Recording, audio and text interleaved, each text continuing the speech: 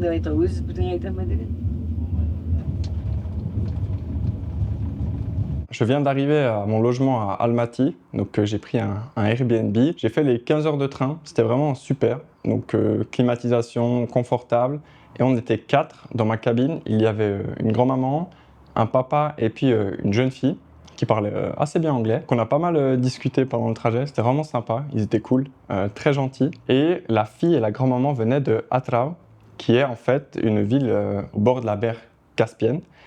Et ils ont fait... Donc moi je suis parti hier soir, c'était le 28 à 21h40 de Turkestan. Et elles sont parties le vendredi 27 à 17h de Hatra. La grand-maman, elle a aussi une fille qui finit ses études à Almaty en chimie et qui parle pas mal anglais. Donc en fait, dès que je suis arrivé dans le train et que j'ai dit que j'étais suisse, elle a appelé sa petite fille et puis elle me l'a passé au téléphone en FaceTime. Donc c'est vraiment une bonne ambiance, mais je suis content d'être arrivé aussi à l'appartement à Almaty que je vais vous montrer tout de suite. Et ensuite je ferai une petite lessive et le repas de midi bien évidemment puisqu'il est déjà presque 2 heures. Voilà mon logement, donc avec le petit séjour, le lit, la cuisine avec une machine à laver. Comme je vous l'ai dit, je vais l'utiliser directement. Le petit couloir et aussi la salle de bain. Donc c'est assez grand, hein. Il y a de la place, même la salle de bain, ça a l'air assez qualitatif. Et je paye pour tout ça 289 francs pour 5 nuits. Un petit panini bacon et œufs avec une limonade, gingembre, mangue. Bon appétit! Pour le panini que je viens de manger, j'étais au Nedelka, qui est en fait un café dans le même immeuble que où j'habite. Donc je pense que je vais même aller là prendre les petits déjeuners le matin. C'était assez bon, ça m'a fait 3520 tenge, ce qui fait environ 5 francs 20, donc pas très cher.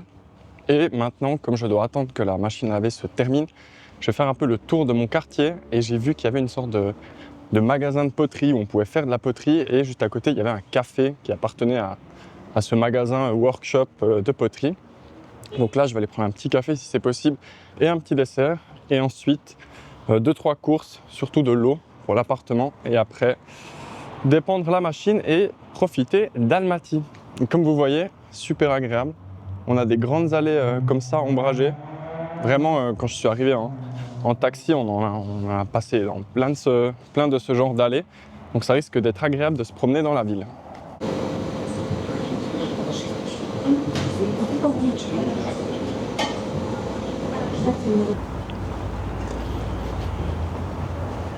La lessive a été pendue, il est 4 heures de l'après-midi et maintenant c'est le moment d'aller visiter Almaty.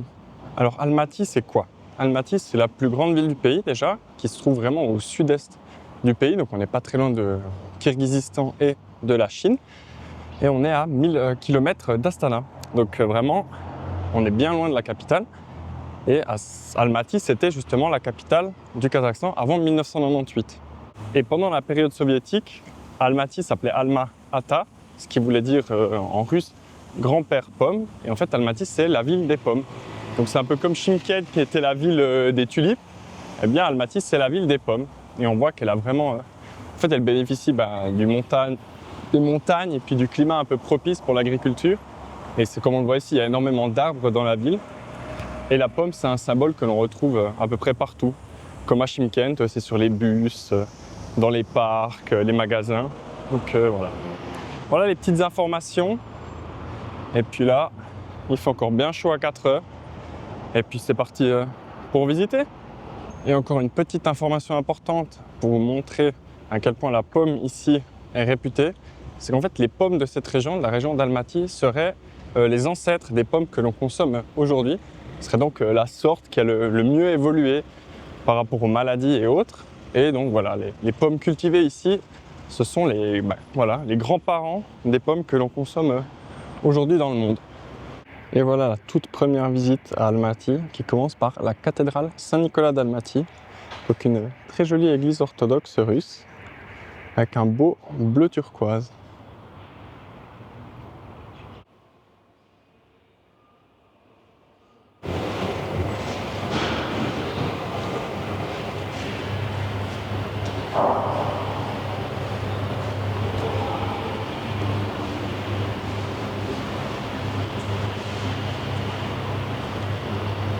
Vous l'avez évidemment vu comme moi, mais c'était vraiment magnifique à l'intérieur de la cathédrale Saint-Nicolas d'Almaty, vraiment tout en or, très tranquille, avec une petite musique de fond sereine, on pourrait dire, mais vraiment super joli.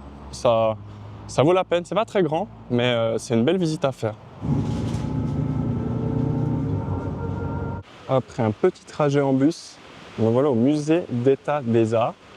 Donc je ne sais pas si c'est la visite à faire à Almaty, mais ça va l'air d'être un musée assez sympa. Donc j'y vais. Ответственны за справедливую торговлю с правом.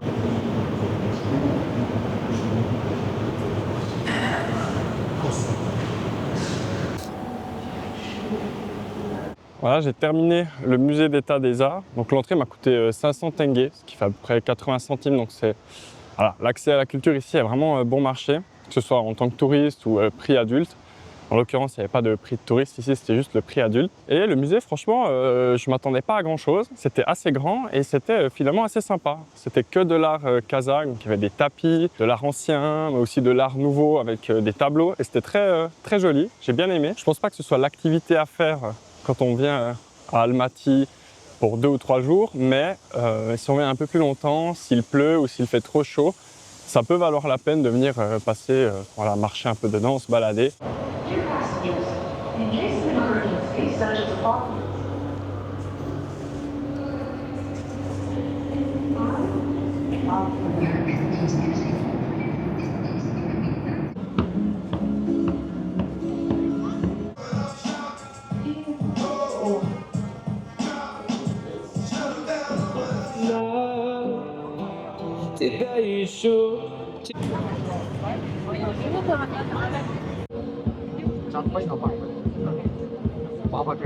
Alors je me retrouve au restaurant, donc j'ai comme vous voyez la meilleure place du restaurant avec de la super musique.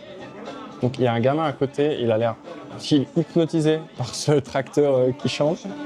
Et ce que je voulais vous dire, c'est que j'ai pas mal voyagé, donc pas du tout en Yandex, mais en transport public.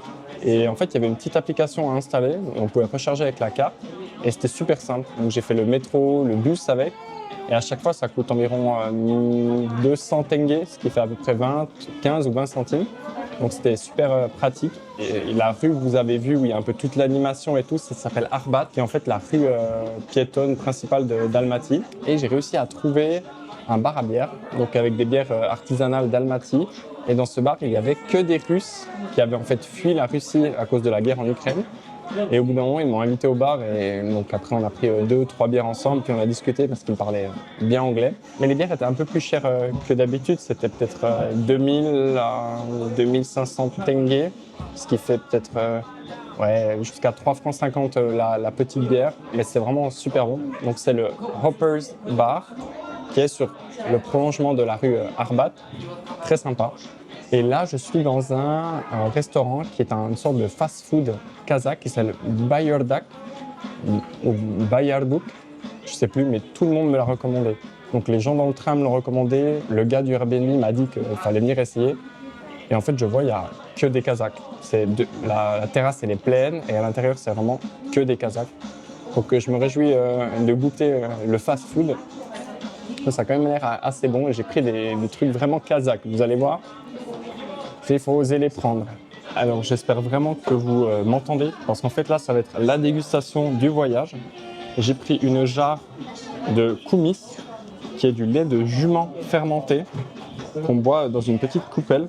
Donc c'est vraiment une boisson traditionnelle kazakh. Les gens à côté se sont fait une grosse jarre. Donc voilà, je ne sais pas si pour les estomacs occidentaux ça va passer, mais c'est un truc qu'il faut absolument tester au Kazakhstan. Donc santé.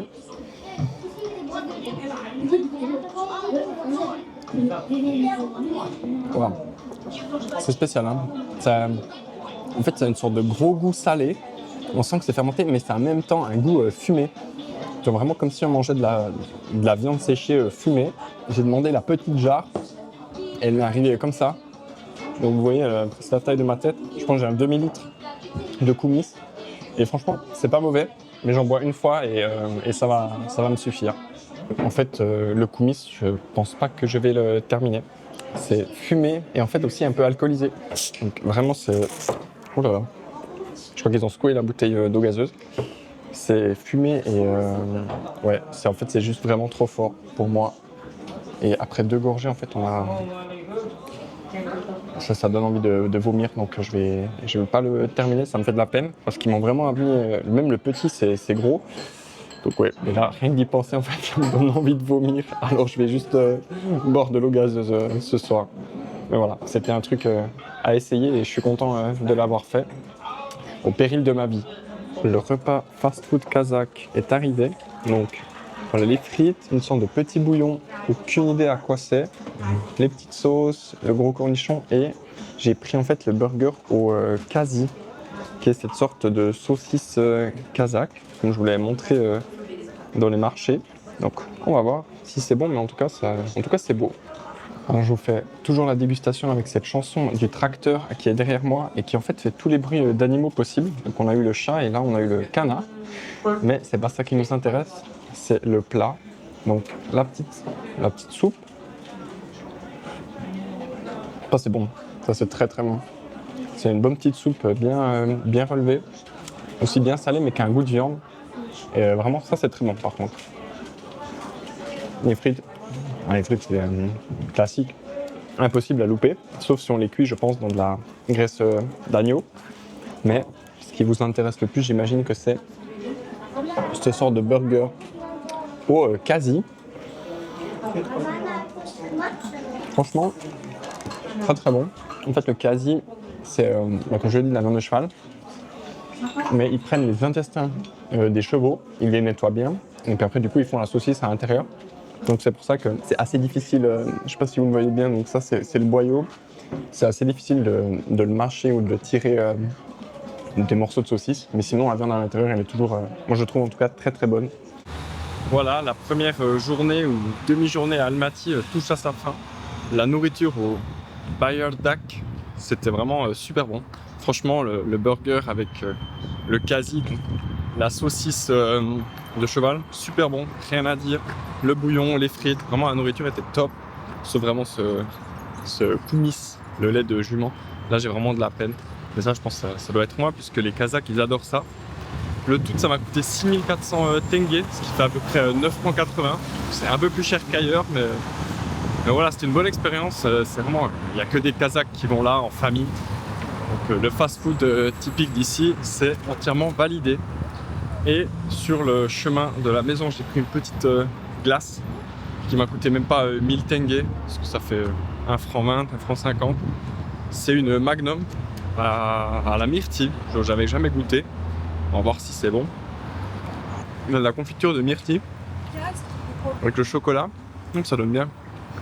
Très très bon. Et je vous dis à demain pour le petit déjeuner. Bonne nuit.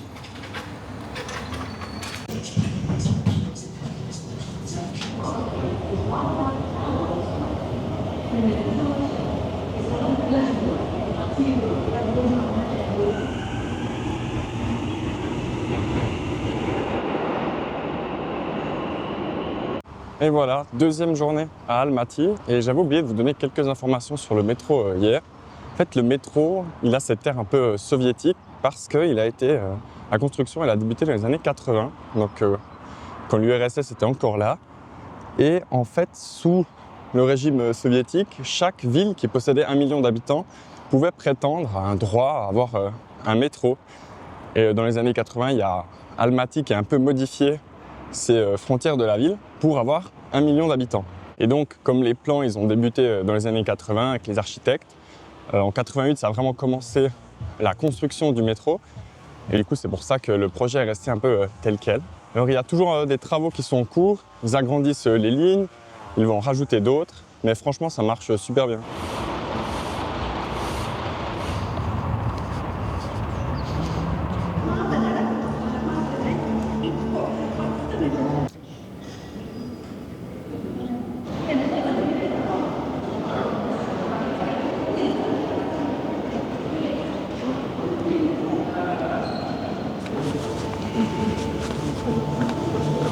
Je je viens de visiter le musée d'État central du Kazakhstan. Donc c'est pas le musée national qui lui est à Astana, là c'est vraiment le musée d'État central. La différence, je ne la comprends pas très bien, puisque c'est à peu près la même chose que ce qu'on trouve à Astana au musée national. Voilà, bon, c'est pas beaucoup traduit en anglais, donc ça se résume surtout à regarder des objets. C'est pas inintéressant, mais voilà, ça, pour tuer 30 minutes, maximum 1 heure, ça peut valoir la peine. Le bâtiment est assez joli, et surtout ça coûte 500 tenge, ce qui fait 80 centimes. Donc ça peut être un bon moyen d'échapper à la chaleur un petit moment.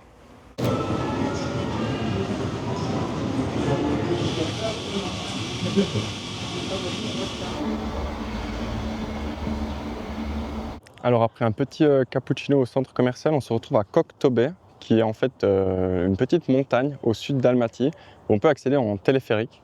Donc l'aller-retour en téléphérique coûte environ 8000 tenge, ce qui fait à peu près 12 francs.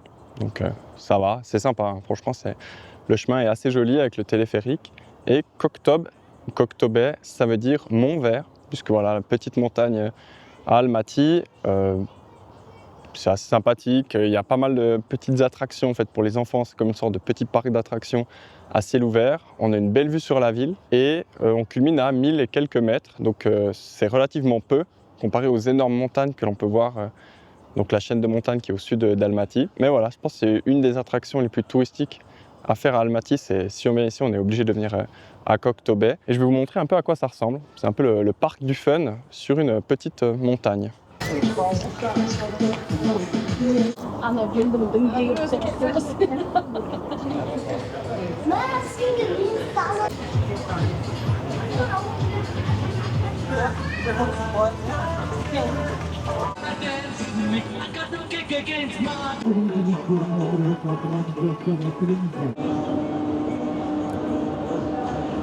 On a une super vue sur Almaty, même si c'est couvert par une sorte d'épais brouillard. Je pense que c'est comme une sorte de smog, toute la pollution. Mais voilà, ça vaut la peine de monter jusqu'ici pour admirer la vue.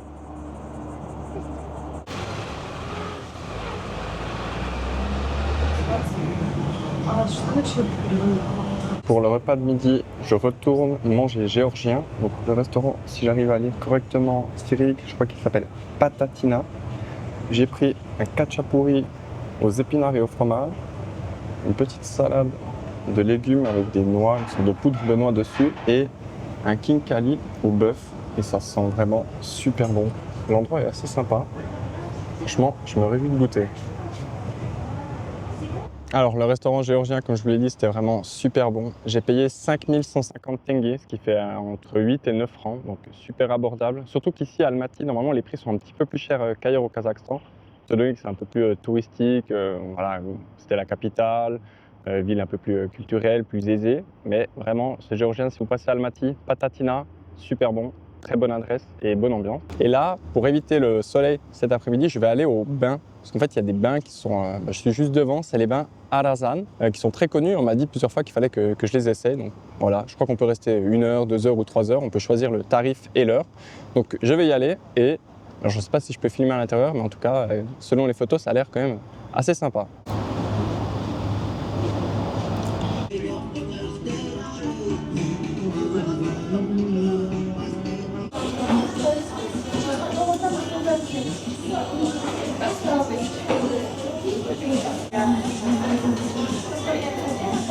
Voilà, petit débriefing de la fin de journée. Donc je suis allé au bain, ça m'a coûté pour 1 heure 3700 tenge, ce qui fait entre 4 et 5 francs suisses. C'était hyper chaud. Franchement, tous les hammams, tous les saunas, c'était super chaud. Donc vraiment très traditionnel. Par contre, c'était un peu le bordel parce qu'il y avait des enfants qui jouaient partout, même dans les saunas et dans les hammams, qui étaient relativement grands. Donc je suis resté une trentaine de minutes, ça m'a suffi. Et puis ensuite, sur le chemin du retour, je suis allé au Community Bar, qui est une sorte de brasserie, micro-brasserie ici, avec pas mal de bières artisanales et ça, c'était super bon. Donc c'est juste en face de la rue piétonne, Arbat. Et c'est très agréable de s'asseoir là l'été et puis de boire une bière, qui sont évidemment pas très chères. Ça, c'était très chouette. Et puis après, juste en rentrant, je suis passé dans un restaurant coréen. Évidemment, c'est pas la même chose que si on mangeait coréen en Corée, mais ça faisait très bien le travail pour ce soir. Et donc, ça va être la fin de cette vidéo qui concerne les 2 premières journées à Almaty, car demain, je pars pour 3 jours d'expédition excursion plutôt, avec une guide. Donc vous allez suivre ces aventures dans la prochaine vidéo. Et d'ici là, moi je vous souhaite bonne nuit. J'ai encore des affaires à préparer, mais on se retrouve très bientôt.